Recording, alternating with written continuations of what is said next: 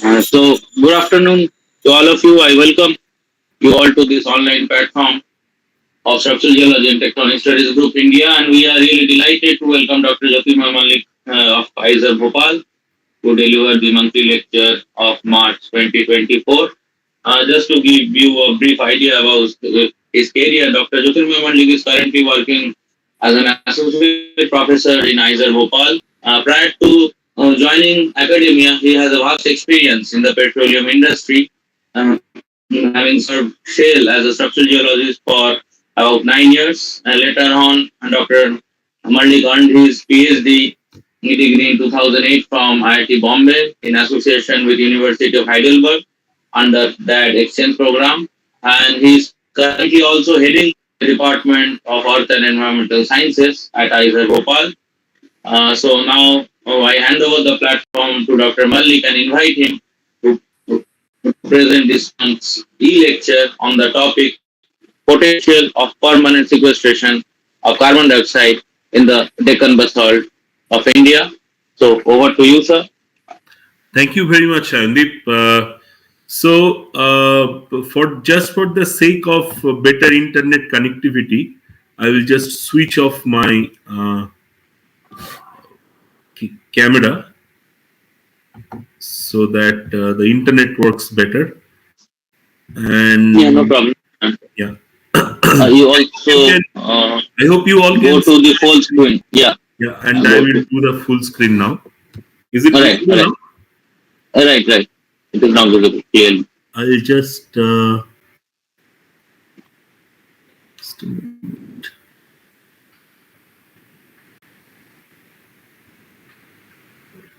I think the arrow will work fine. Okay. So today I'm going to talk about the potential of permanent sequestration of CO2 in the Deccan basalt of India. And I must say this is a very early phase of work. We just started working on this project just 1 year before. But I think there is a lot of work in this domain currently going on.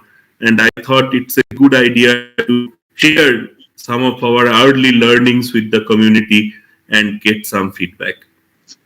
So I must thank my co-investigators, Dr. Nimisha Vedanti from CSIR NGRI and Dr. Ravi Sharma from IIT Roorkee.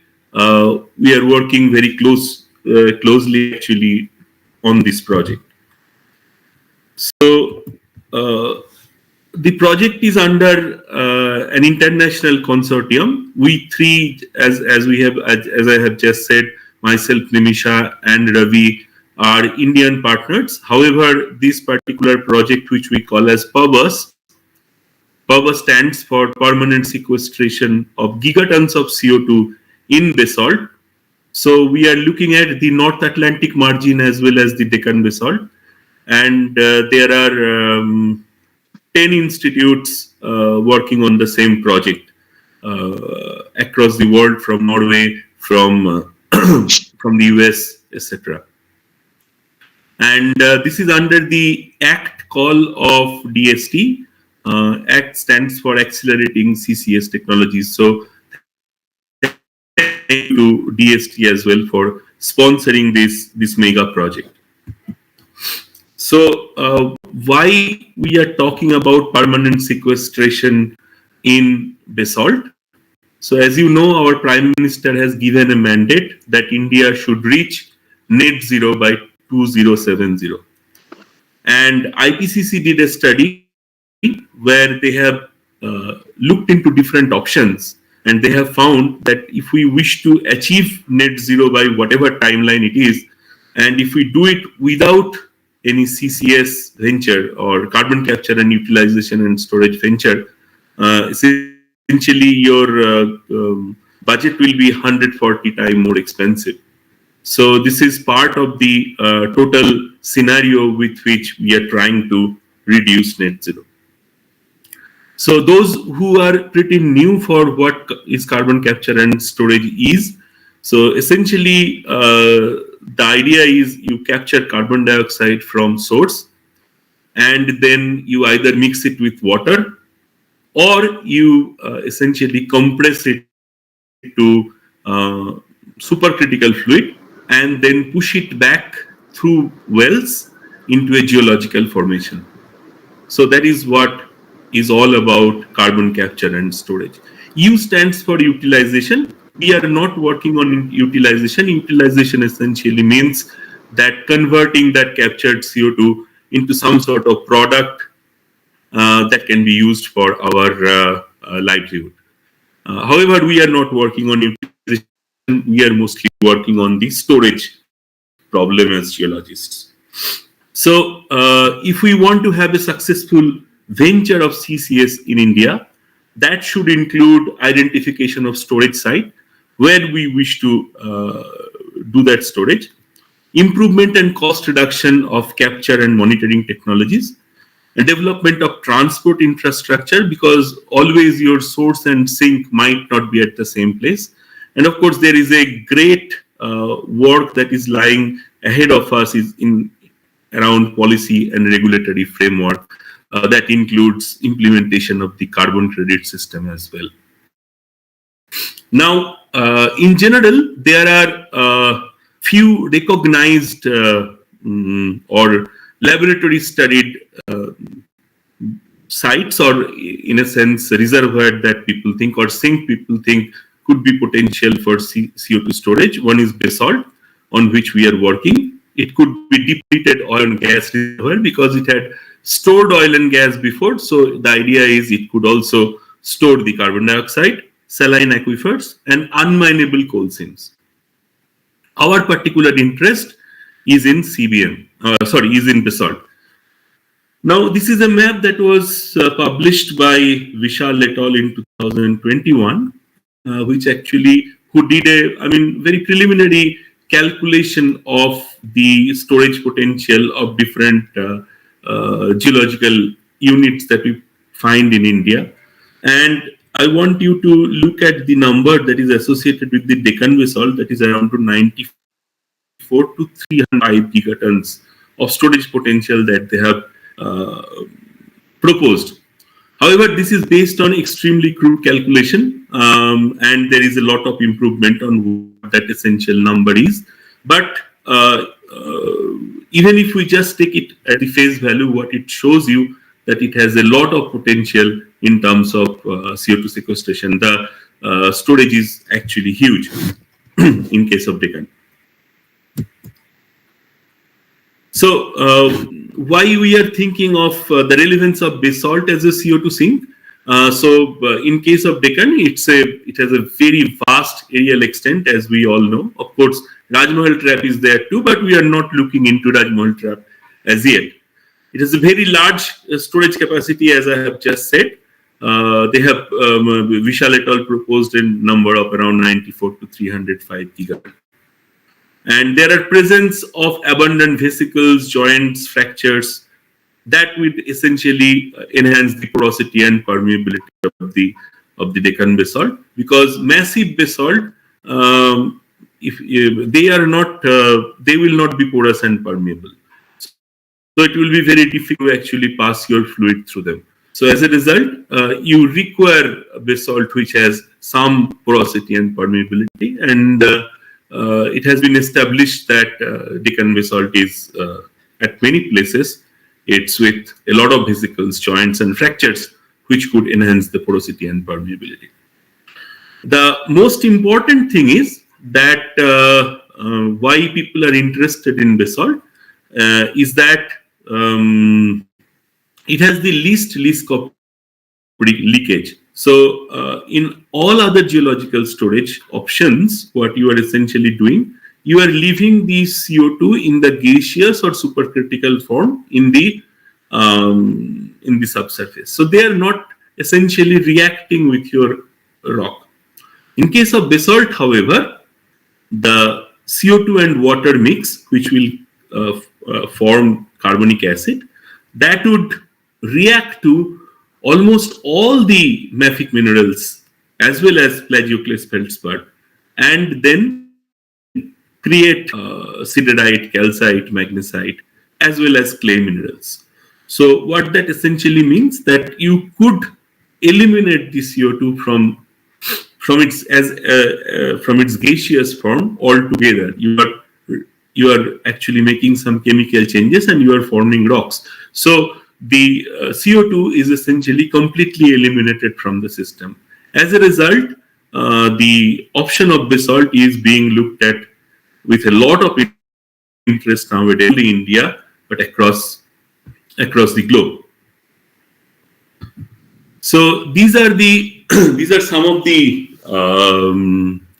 flood basalts which people have identified, which could be potential sinks for CO2 sequestration. Within them, you can see here the Deccan basalt, its offshore and onshore part. However, right now we are only looking at the onshore part. Currently, there are two projects that are actively going on where CO2 sequestration is happening in basalt.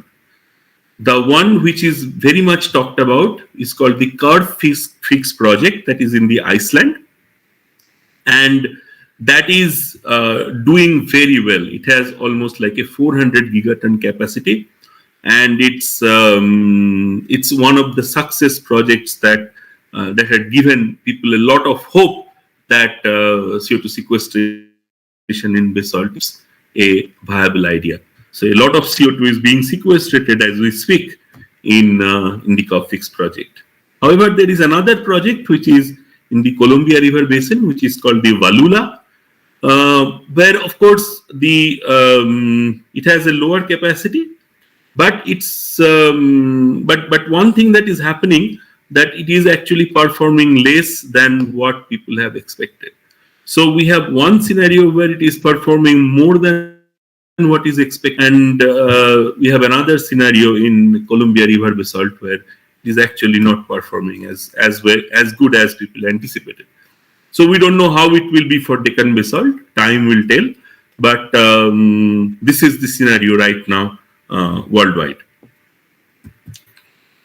So what essentially you do? So you have you collect your CO2 from a source, and then you separate all the other NOxes and SOxes from your CO2, make it pure CO2, mix it up with water, and then essentially pump it back into the geological formation. In this particular case, this is basalt, right? And this paper by Millet et al. Actually shows you different volcanic fascies that you can associate with a large igneous province, like for example, sub-basalt volcanic seals, intra-basalt volcanic reservoirs, inter-basalt volcanic seals, etc., ashes as well, for example, and also the intertrapians, which all could be potential storage volumes. So in the project Parbas, what we are willing to do after 3 years is to produce a multi-scale geological model calibrated with experimental data. So we will develop a comprehensive description of basalt by characterizing samples from cores from drilled boreholes. So we have around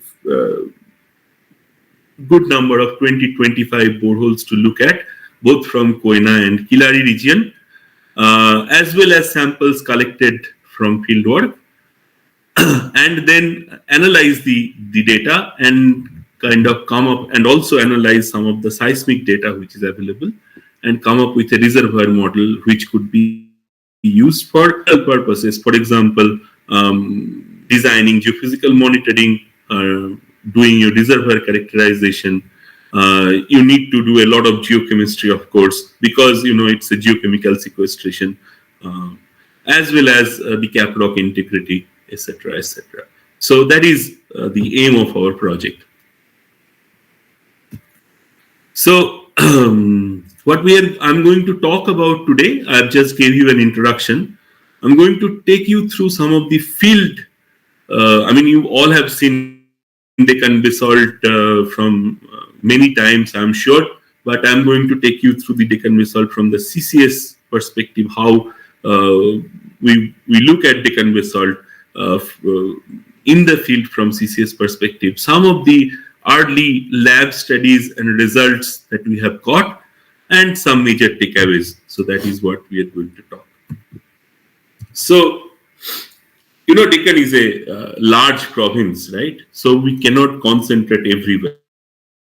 So we initially have chosen the Deccan central mainland, as we call it, Deccan mainland. Of course, there is Saurashtra Plateau, Malwa Plateau, Mandla Plateau, etc., which is still left to be actually studied.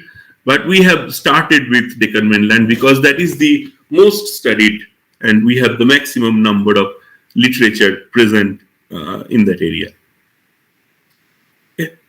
The other important reason why we have chosen Deccan mainland, because in Kaufik's project, what they have also shown is power-wave lava flows are perhaps the best candidate for CO2 sequestration. And we see an abundance of strongly compound power-wave lava flows in the Deccan mainland.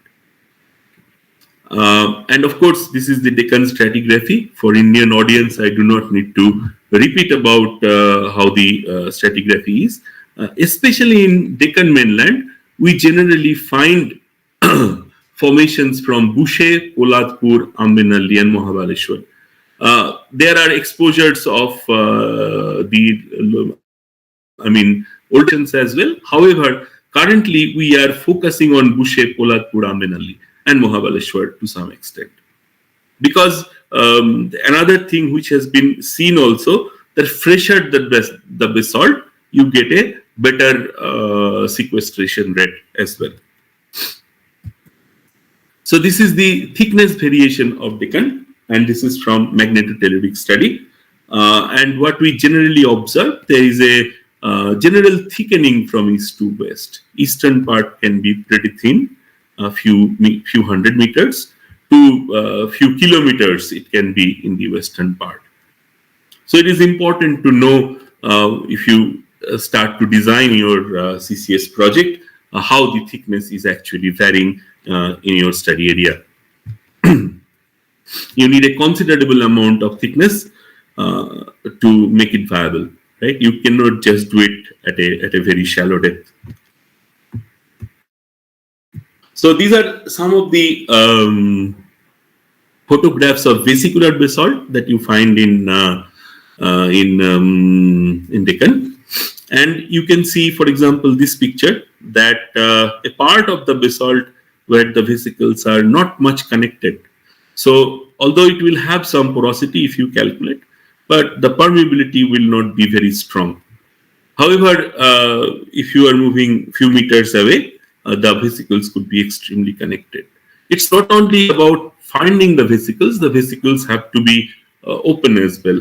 In many other cases, we do find that the vesicles are actually filled. It could be filled with calcite as well as quartz. The calcite, filling of calcite, however, kind of hints to the process of natural sequestration and gives you some sort of hope that naturally also CO2 is being sequestrated in Deccan basalt. However, the unfilled vesicles are the ones that are of your interest. Here, for example, in this picture, you can see in the third picture, the vesicles are completely unfilled. In a compound lava flow, what you generally observe that the bottommost part is actually vesicular. The topmost part could also be vesicular. In between, there is a massive core, which is non-porous, non-permeable. However, if this core is essentially extremely fractured, in that case, you might connect the upper vesicular zone with the lower vesicle. Sometimes the vesicles look like pipes. It all depends on how the gas essentially escaped from the lava. Okay. So the moral of the story is there is a high variety. I mean, the variability is pretty vast in terms of the presence of vesicular basalt in Deccan. So one of our objective was how to essentially calculate porosity in these vesicular basalt. Now, one of the things that I just tried to emphasize that in many cases, the vesicles might not be connected to each other. In that case, the traditional processes by which you calculate porosity might not work because, say, for example, you have a sandstone core and you are trying to calculate porosity. The fundamental is that the porous spaces need to be sufficiently connected. Otherwise, you do not really get a very good result of porosity that it will not truly represent the porosity that it has. And what we have also seen from earlier studies, that you will require at least 20% of porosity to get them connected. So for that, what we have started doing is also trying to calculate porosity from high resolution images. So we are looking at CT scan images of the vesicular basalt and trying to calculate from different scan lines the amount of porosity and then average them out. So we are looking at the CT scan images. We are looking at stereo zoom microscopes. We are also looking at ACM images. We are also looking at, simple images taken by a camera, and trying to compare what sort of porosity we get in different resolution. If I look at the ACM image, another important thing, this is a close look, is a very close look of a basalt, and you will observe that the outer rim of the vesicle is kind of fractured. So another thing what we have also observed, that if you put these basalts under thermal stress, these micro cracks actually connect with each other, and they can actually enhance the permeability. So what has been seen, that there might be cases where the initial porosity and permeability of the basalt is low. However, once you put the water and CO2 mixture into it, and there is some sort of thermal stress, and that can enhance the porosity and permeability. What happens, these micro cracks actually join together to form some permeability pathways. So currently we are looking at these different resolution images and trying to calculate porosity. Of course, we are doing the traditional way of calculating porosity and trying to make a comparison of which particular process is actually giving us better result.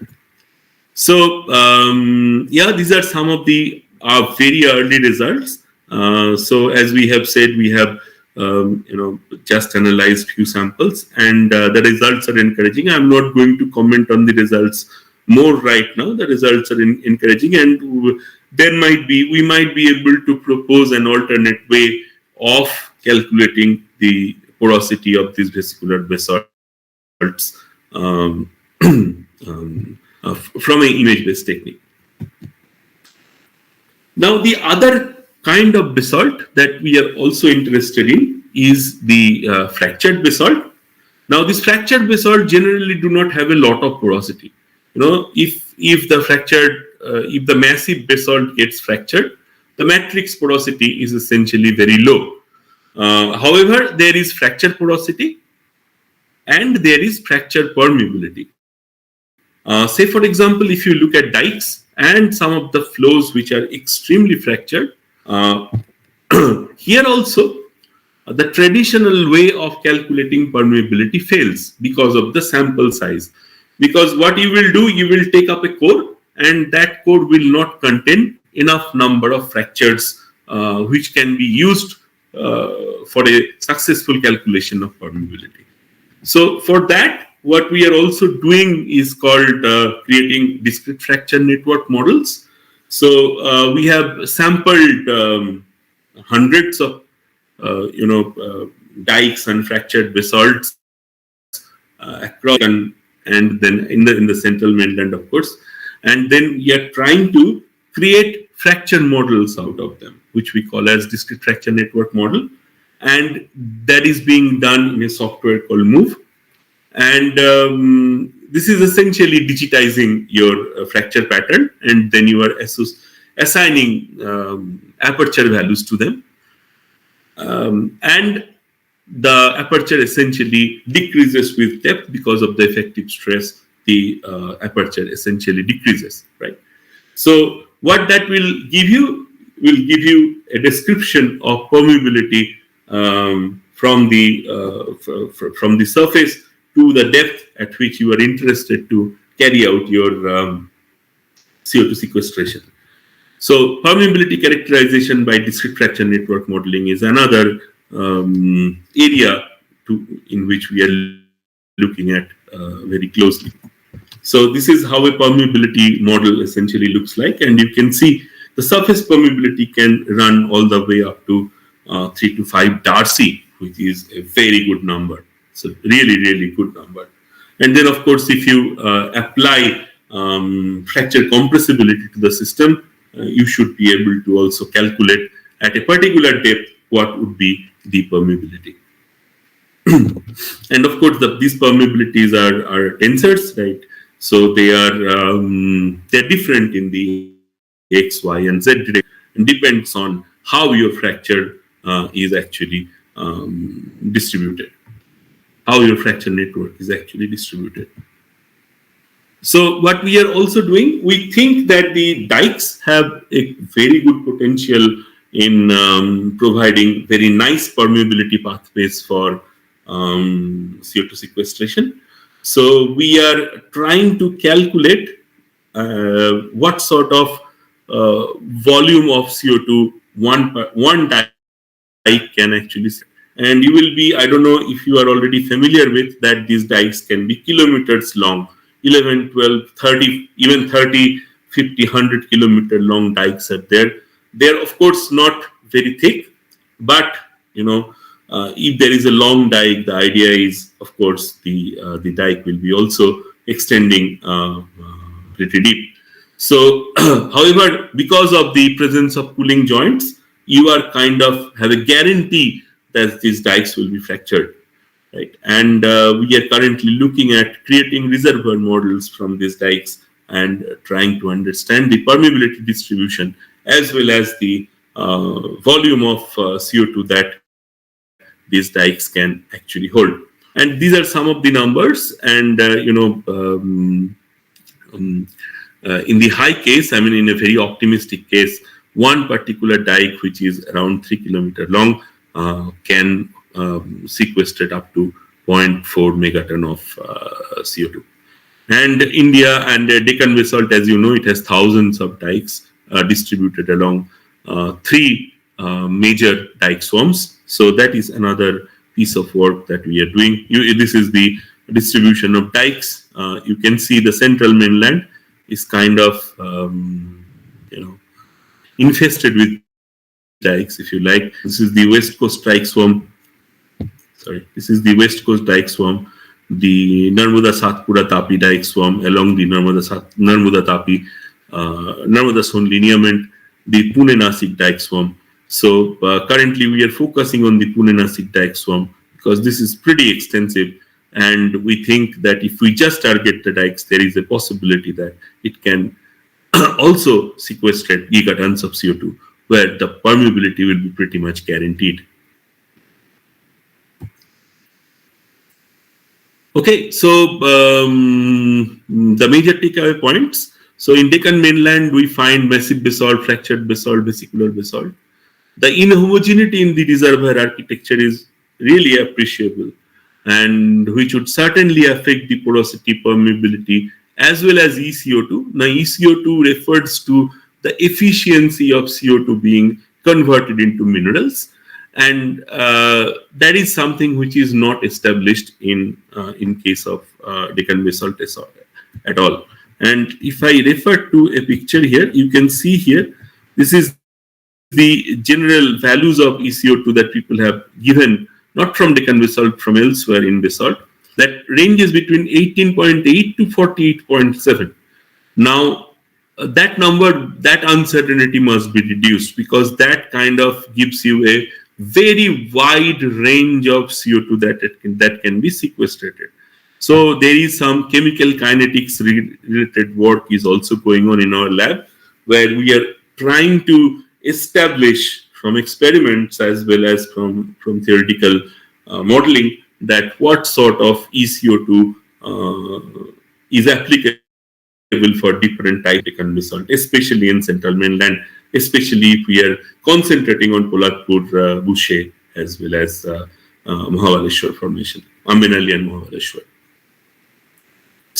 the work right now is to reduce uncertainty, one should be able to reduce uncertainty once they can appreciate the amount of inhomogeneity that is present in Deccan basalt. And then, of course, more and more studies are being done. So the vesicular base show a variation of porosity, which is from very low to 2.3 to 15%. Image-based technique could be a good alternative to the conventional method. The fractured basalts, especially the dikes, show very high permeability in the range of 6 to 8 Darcy. The permeability will decrease with depth depending on the fracture compressibility, of course. And the Deccan dike swarms could be the potential sites for CO2 storage. So with that, I stop my quick presentation, and then I would love to answer any question that you might have. Thank you, Jyotirmoy. Now the platform is open for any kind of queries. So I request the members of this group to come up with your queries.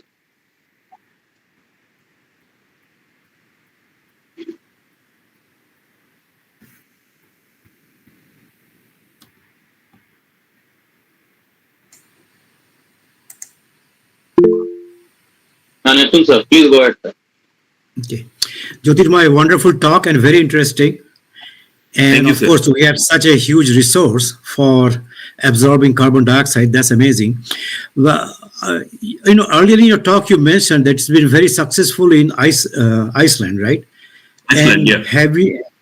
Have they looked into the reasons why it's very successful? It's because of higher temperature, or because of active lift going on, or what? So there are few things to it. So the basalts that you find in Iceland are very fresh. So the ECO2 is very high.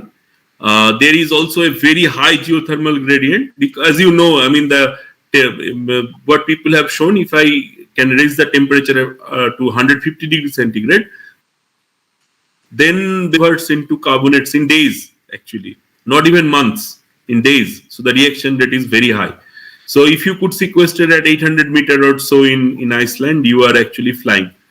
Also, there is good amount of porosity and permeability in Icelandic basalt. So there are many things happening very nicely for Icelandic basalts. So, but in my opinion, it's a very special case. It's not going to happen everywhere because Deccan doesn't have that geothermal gradient. No, but in the regions where you have hot springs, do you think that those will be more suitable for sequestration? But the important thing that we have to understand here, that how extensive is the effect, whether the effect is pretty large, the areal extent of that hot spring is very large or not. If it is not, then you are thinking about storing gigatons of CO2, not just setting up a pilot plant. That is something we need to understand. Okay, thank you. Yeah.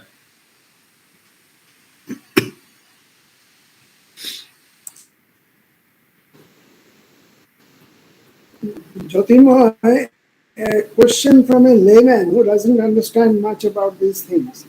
Unless the CO2 is fixed through some reaction, what is the guarantee that eventually with time, it will again escape into the atmosphere? Sir, it's being fixed with reactions only, right? So if I go back to the yes, slide. I mean, how much of the CO2 is fixed by reaction? How much of the CO2? what proportion of the stored amount is fixed by reaction? Sir, that is, I mean, what we have are the results from laboratory studies and one example from curve fix. In curve fix, this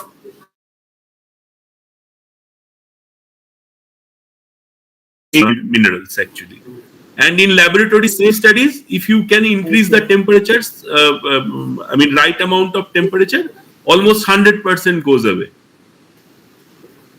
But what it would be in the field, that is difficult to say because most of the laboratory experiments are done where the basalt is crushed. So you have a very high surface area.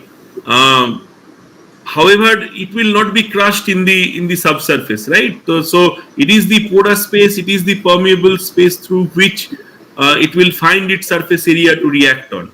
So there is another risk to it. That is, if I go back to my first slide, you can see here that this vesicle is kind of filled by calcite, right?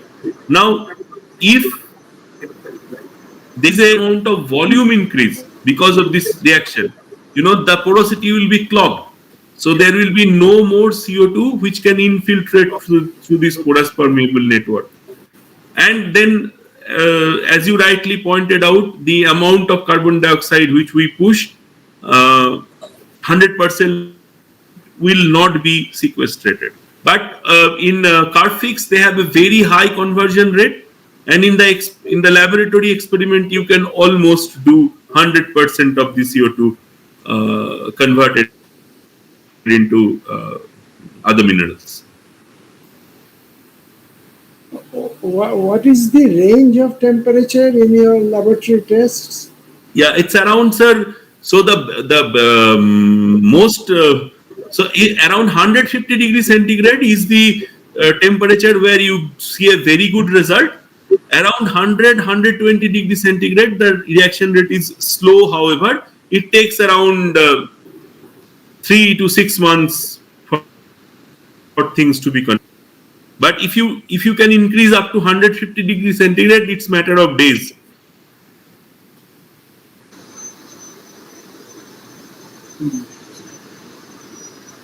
Jyotirmoy, sir, if you are over, then I have a related question to clarify.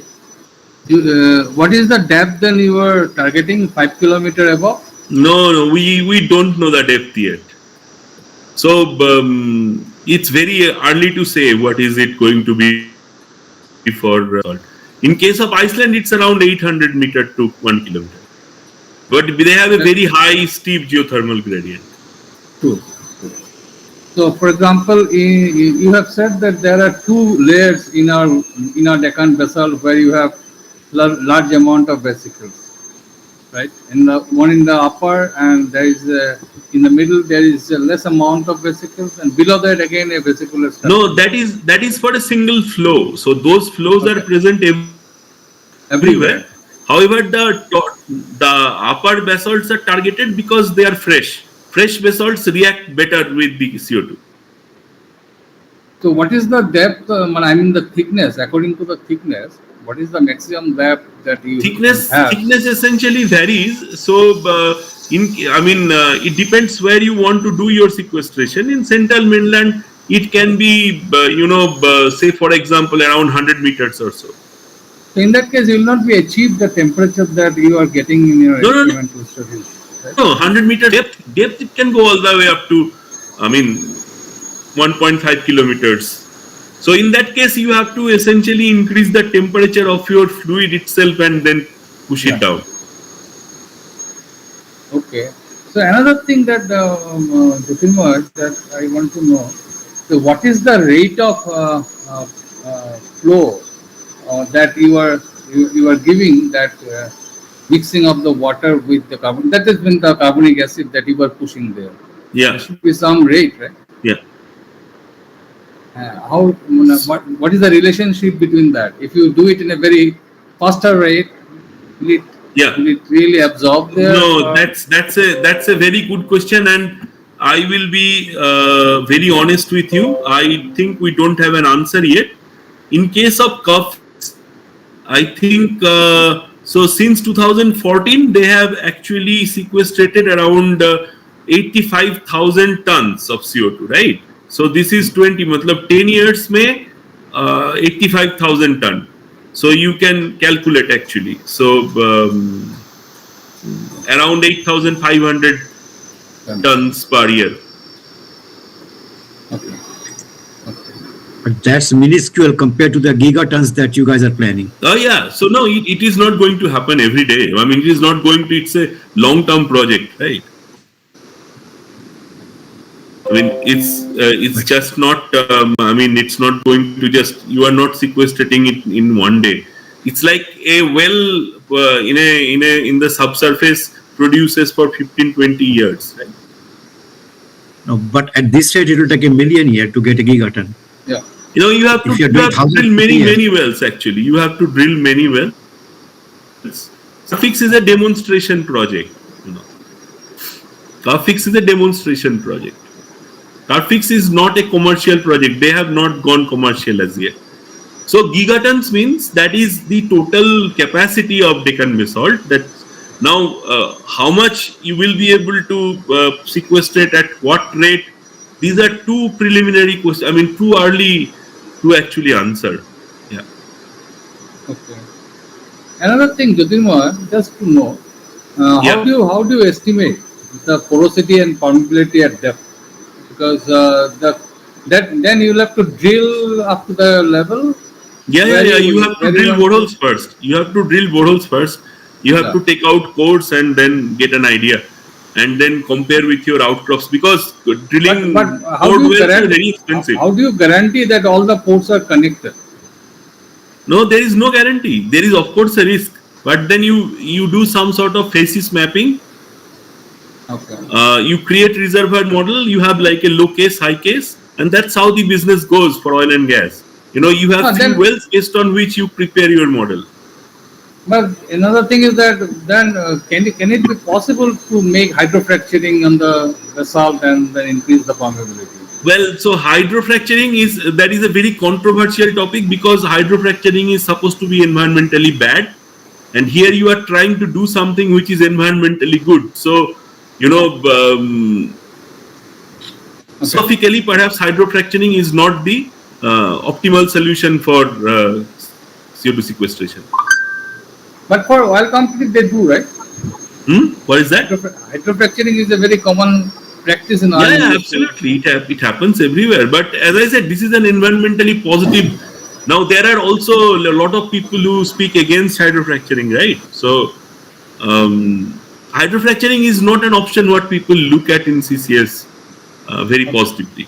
Okay.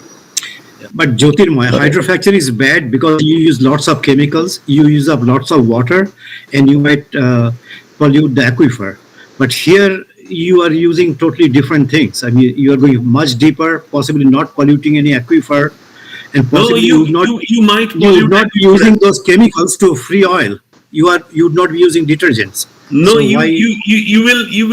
there is also a risk of contaminating aquifer. For example, all the fractured basalt of Deccan, they are very good aquifers.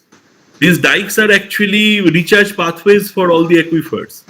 So that is a risk what people have to actually account for before any successful CO2 sequestration study. Jyotirmoy, I have a different question. Actually, it's a very good presentation, and if someone thinks of initiating a similar work in other volcanic provinces, especially in the tertiary fault thrust belt like Arunachal Himalaya, then what would be the preliminary considerations? For example, the extent to which the basalts are exposed, as well as the vesicles, as well as fractured part. What could be the preliminary considerations? So first thing, of course, you need to look at the extent, the thickness, and then you have to know about its porosity, permeability in terms of vesicles and fractures. Then your reaction rate. That these are very few basic steps before any project can actually start. Before embarking any project. Yeah. Yeah, Yeah. yeah. Okay. Okay. Thank you. But this is Within- highly encouraged now. I mean, there are many, for example, DST, ACRB. I mean, if you wish to initiate such studies, and I think there are many studies which are being initiated. I know at least for basalt there are 10 different groups which have started on different aspects of Deccan, and have started working. So this is for some time. This is going to be here. Yes. Yes. Yes. Yes. Yeah. Jyotirmoy, Yeah. you have a question in the chat box. Okay. I think Sayan Maiti is there. He's just look at it. Are there any specific criteria choosing the site of the well for pumping fluid? Okay. And there's another one from Manav. Yeah. So yes, of course there is. I mean, the specific criteria is it should have a good reaction rate, and the other very important thing is the carbon dioxide should not leak out. So you have to prove that in foreseeable future, not foreseeable, in geological future, you have to prove that for next 10,000 years, the CO2 is going to be within the rock. It's not going to come out. So this is one of the most important choosing criteria, that the CO2 has to be ground. It cannot leak out back to the atmosphere, and of course it has to have enough storage potential as well. Yeah, Manav, for CCS industry, CO2 fracturing is an alternate method of hydraulic fracturing. It's going through pilot phase. Yeah, that is true. That is true. Yeah. Why are the fresher basalts better sequestrator? Because fresher basalts, I mean, in a weathered basalt, of course, there are already, some mineralization has happened. You are not getting exactly all the minerals where nice reactions actually take place. So that's why you already have clay minerals in case of a weathered basalt, right? So that essentially decreases the reaction rate. At least that's what the idea is. Jyotirmoy, a small query. In places like Deccan basalt, where there are trapped basalt continuously, so there are also zones like the colonnade zone, both in the upper and lower part of the basaltic horizons. So I think those are the zones which might it be used for both your trapping it, as well as there is a risk of you can say the release of CO2 in future as well. They could be useful as well. I think they could be problematic as well. I agree with you. I completely agree with you. For example, the dikes as well, these cooling joints, they could also be potential leak paths. Right. It's true that dikes with high fracture density offer potential.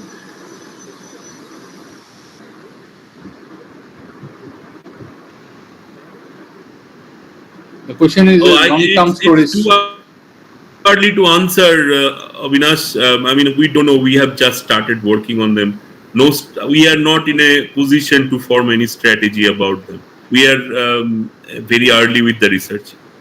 Will the sequestration be probable in the thrust zones? I can't answer that. I have not studied the basalts of Arunachal Himalayas. It needs to be looked at with rigorous studies actually. Generally, but having said that, generally the faults and fractures are avoided because of potential leak. At least if the faults actually reach all the way up to the surface, then you potentially avoid such areas. I think there could be multiple pathways. Yeah, zones of Garhwal Himalaya, same answer. I have not studied them. I have not studied them about CCS potential. However, if it is extremely fractured, Himalaya is faulted, some of the faults, of course, reach all the way up to the surface. And my guess will be perhaps no. But having said that, I have not studied them.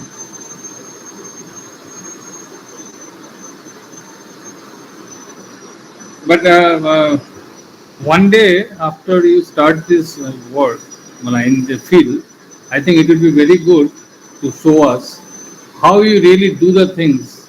How do you insert the carbon dioxide into the basalt? If you can tell this to the community, and that would be really exciting.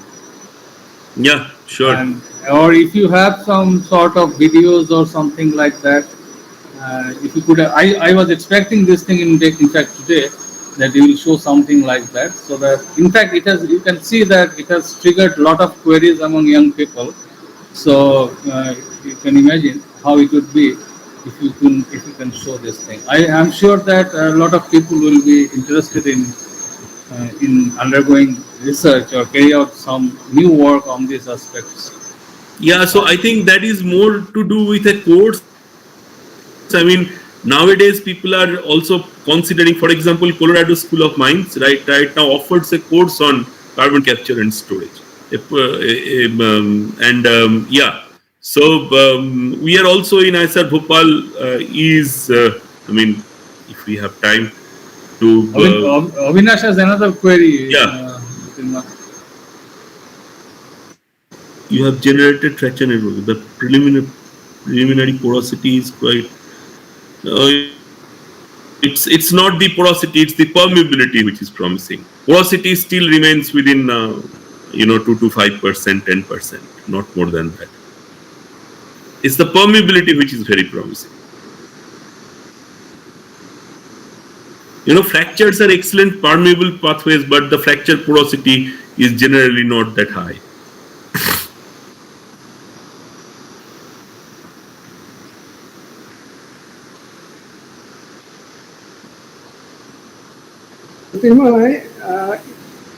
Sir, if you start with fractured rocks, then isn't it more likely that the fractured rocks should be altered by the geological processes before you do sequester your carbon dioxide?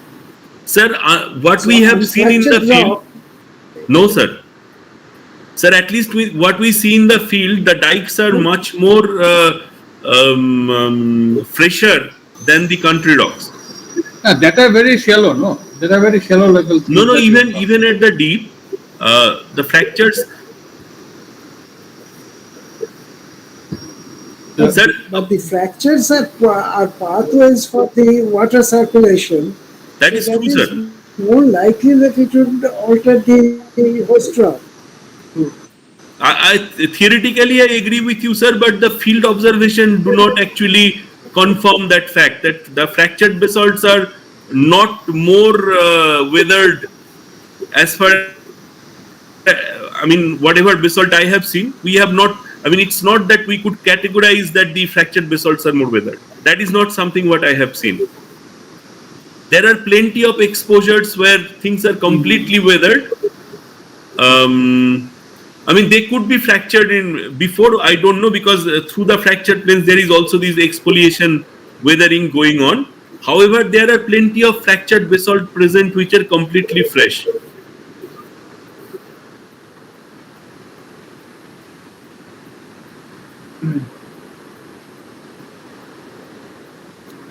People have done this type of work in the other part of the globe. Sequestration in basalt. No, the work just has started maybe 1 or 2 years before. There are not many papers, not many work. Okay, so it will all depend how it really works for next couple of years. Yeah. And then only we'll be having some idea whether basalt is a suitable area for carbon sequestration. No, there is a lot of work, and there are a lot of projects which are currently being granted as well. So hopefully we will be able to get some meaningful understanding of Deccan from CCS perspective. There are too many unknowns right now. So the permeability is a very important thing, you know. So I'm not really sure at depth how this the porosity will be connected.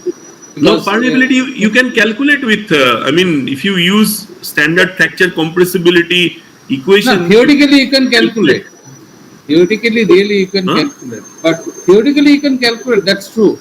But how it is connected, it depends in a natural system. The fractures are generally connected. The porosities, the vesicles are sometimes not that connected. That's what I'm Fractures are saying. generally connected because they are cooling joints and they are like more extensive. They are not small scale, so they intersect one another and they are generally connected. These cooling joints are really up to 4 kilometers, not below that. No, This cooling joint generally they are develops not. up to I mean, this 4 is like kilometers. Yeah. no, they Do you are expect everywhere. I mean, because the Deccan, I mean, one layer after another was exposed to the surface, right? So one layer came that was exposed to the surface, then another layer came. So it's all basalt. It's not gabbro.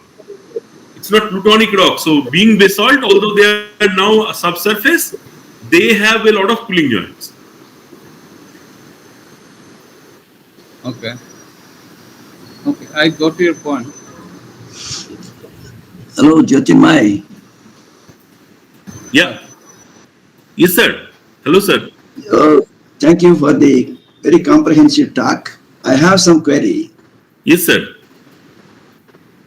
I see from the literature that there are major natural fracture zones and the rift zones in basalts.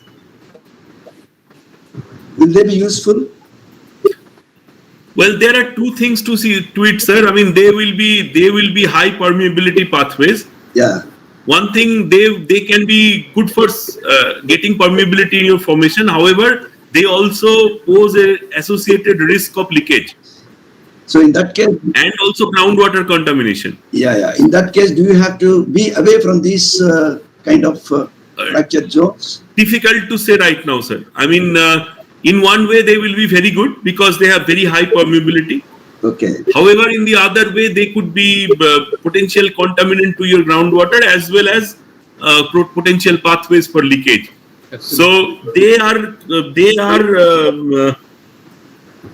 they be integral part of the Deccan basalt. I mean, you cannot avoid them. How to deal with them, we don't know yet. I see. But you want to choose a potential site. Yeah, absolutely. Yeah, You have to consider all these things now. absolutely. There is no doubt about that, and that's why we are looking at different aspects of it.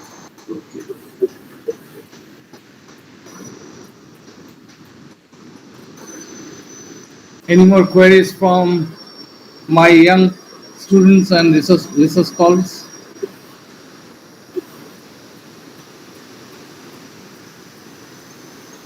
Please, if you have any query, please ask Dr. Jyotirmoy.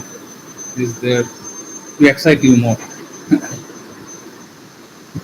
No, but I encourage, if you are interested in this topic, I mean, there is a lot of opportunity right now, and I think structural geologists have a good role to play. If you want to form a project, I think I can help you as well. So yeah. Okay. So it's a good gesture from Dr. Jyotirmoy that he's going to help you out in framing some projects on similar topic. Yeah, I mean, this is right now is a focus. So, but there is a good chance that you will get a good project if you can form it well. Okay, Jyotirmoy, it's a fantastic talk, and we really enjoyed it. And if there is no more queries, I think we are going to give you a good round of applause. Shandip, are you there? Yes, sir. Then you can conclude. You can conclude the session if you don't have any more queries from the. Right, sir. But before that, I will ask. DMs are already left. Yeah, I think he has left. So, okay, you can conclude the session. Okay, so thank you everyone for be with us during this online e-lecture, specifically on a Sunday and Sunday afternoon. So thank you all for joining us. And there where I have in the screen a few minutes back, there were I think more than 40 participants. So unlike last, I think a couple of lectures, this lecture attracted more members in our community. So thank you all for being here, and I thank Jyotirmoy as well for taking in this opportunity to welcome more projects on carbon sequestration, be it in Deccan basalt, be it somewhere else. So definitely it will open several new questions and obviously new opportunities as well, what I feel from the discussion we had. Okay, so thank you everyone, and we'll be again